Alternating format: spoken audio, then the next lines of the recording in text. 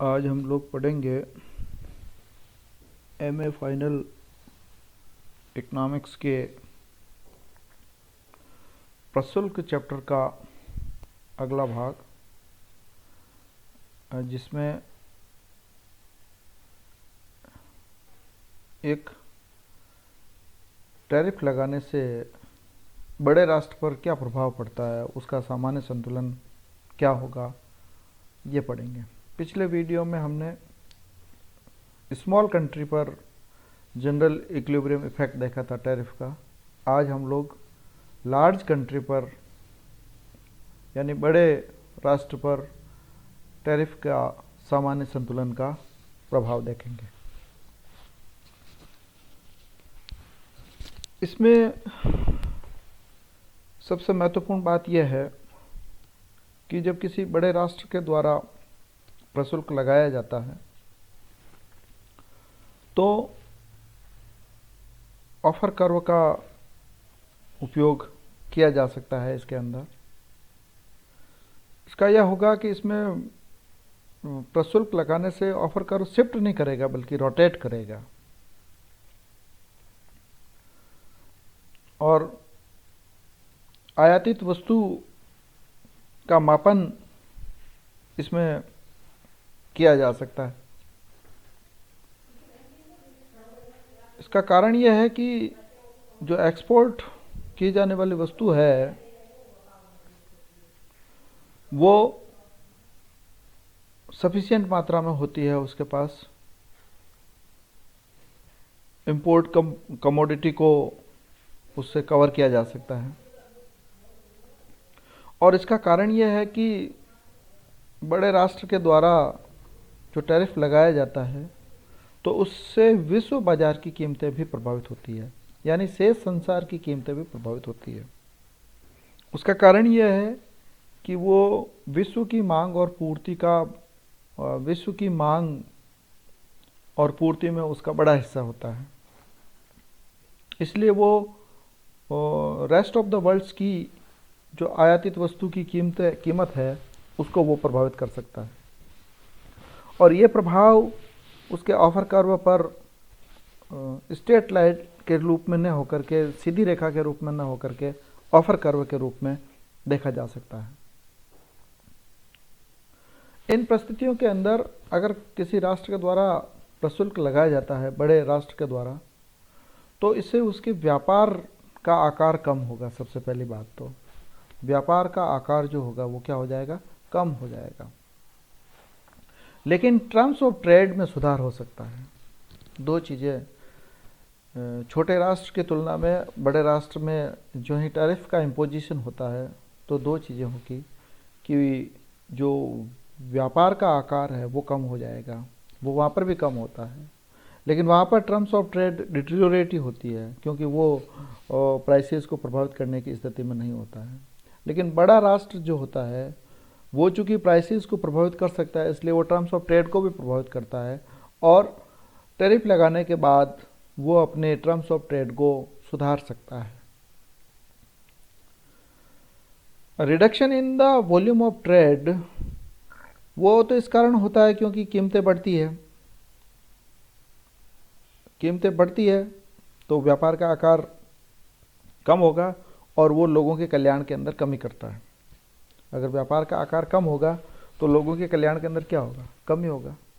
लेकिन कल्याण के अंदर वृद्धि हो सकती है किससे, कि अगर टर्म्स ऑफ ट्रेड सुधरता है तो राष्ट्र के पास पैसा ज़्यादा आएगा और उसको लोगों के कल्याण में लगाया जा सकता है। दो चीज़ें हैं, एक टैरिफ को लगाने से बड़े राष्ट्र के व्यापार का आकार घटेगा। क्यों घटेगा, क्योंकि कीमतें बढ़ती है तो डिमांड कम हो जाएगा तो ट्रेड वॉल्यूम जो होगा उसका वो कम हो जाएगा। लेकिन सेकंड थिंग ये है कि चूंकि बड़ा राष्ट्र टर्म्स ऑफ ट्रेड को सुधारने में सफल हो सकता है, और जब वो टर्म्स ऑफ ट्रेड को सुधार लेता है तो उससे उसके जो रेवेन्यू है उसके अंदर प्रभाव पड़ेगा, और वो जो रेवेन्यू आता है वो लोगों के कल्याण पर खर्च करता है तो उससे उसका वेलफेयर बढ़ सकता है। तो ये दो विपरीत परिस्थितियां हुई। तो कुल मिलाकर के नेट जो इफेक्ट पड़ेगा बड़े कंट्री पर वो इन दोनों घटकों पर पड़ेगा। इन दोनों घटकों में से कौन सा घटक प्रभावित ज़्यादा है? यानी अगर ट्रेड वॉल्यूम ज़्यादा कम हो गया है तो और टर्म्स ऑफ ट्रेड में उतना सुधार नहीं हुआ है तो बड़े राष्ट्र को नुकसान हो सकता है। लेकिन ट्रेड वॉल्यूम थोड़ा सा ही कम हुआ है और टर्म्स ऑफ ट्रेड में इम्प्रूवमेंट ज़्यादा हो गया है तुलनात्मक रूप से, तो उसके कल्याण में क्या होगी? वृद्धि होगी। अब किसी राष्ट्र का कल्याण बढ़ रहा है या घट रहा है, यह किस चीज़ पर इफेक्ट पड़ेगा? इन दोनों के net effect of these opposition forces, इन दोनों फोर्सेज के नेट इफेक्ट पर, यानी इनमें से कौन प्रभावित जाता है। लेकिन ये छोटे राष्ट्रों के साथ नहीं हो रहा है, क्योंकि जो ही वो टैरिफ का इम्पोजिशन करते हैं उनका वॉल्यूम ऑफ ट्रेड डिक्लाइन होता ही है, लेकिन terms of trade remains unchanged, क्योंकि प्राइसेस को वो प्रभावित नहीं कर सकते हैं। इसलिए स्मॉल राष्ट्र के वेलफेयर में हमेशा डिक्लाइन होता है। लेकिन बड़े राष्ट्र के मामले में ये उल्टा जा सकता है, क्योंकि वो टर्म्स ऑफ ट्रेड को अपने पक्ष में करने में सफल हो जाते हैं। अब देखिए, टैरिफ इम्पोजिशन से पहले की स्थिति यह है, और ये फर्स्ट राष्ट्र का ऑफर कर्व है, ये सेकंड राष्ट्र का ऑफर कर्व है, और ये उनकी कीमत रेखा है, सामान्य कीमत रेखा PW बराबर 1 है।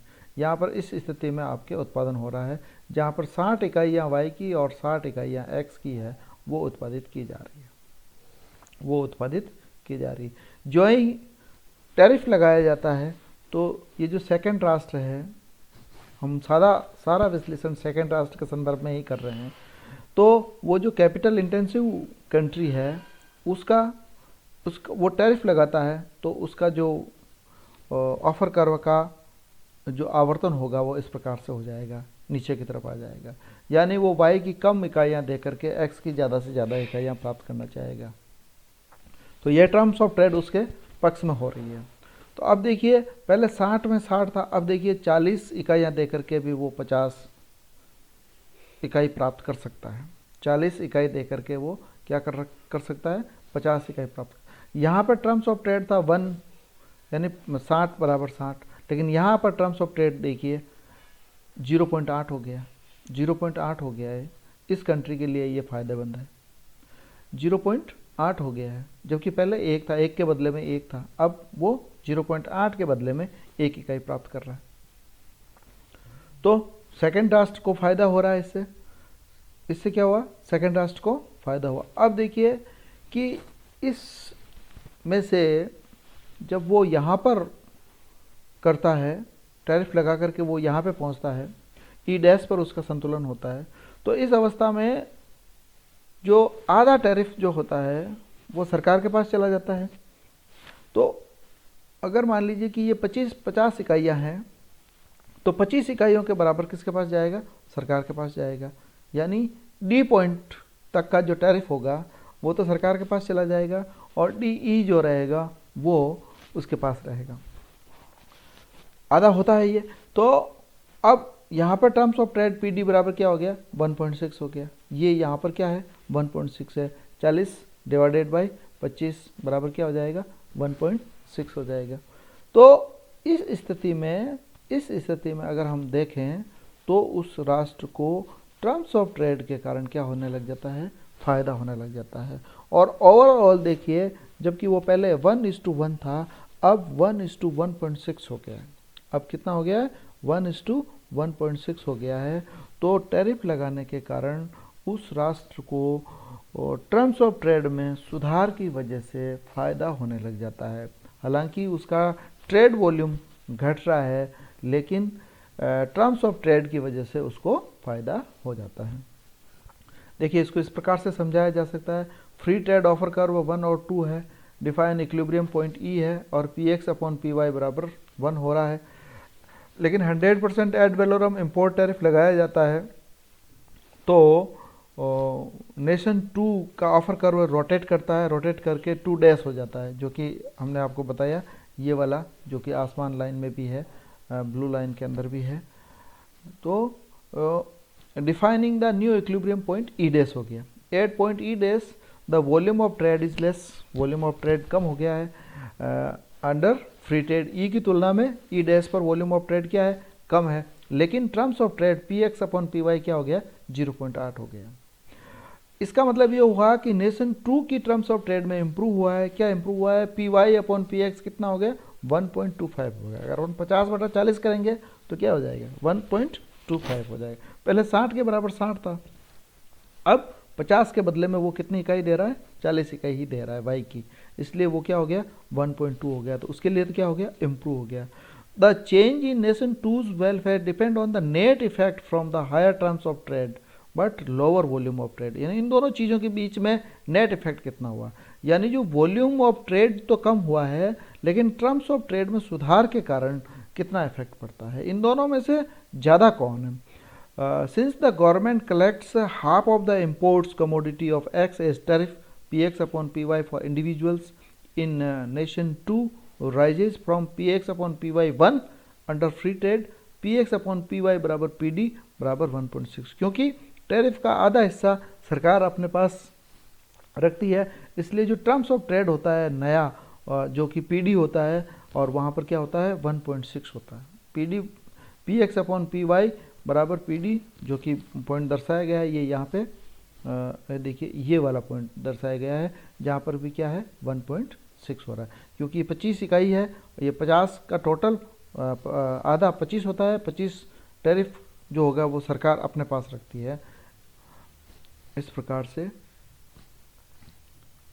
कुल मिलाकर के जो टर्म्स ऑफ ट्रेड में सुधार के कारण उस राष्ट्र को, बड़े राष्ट्र को फायदा हो जाता है। आज के लिए इतना ही, धन्यवाद।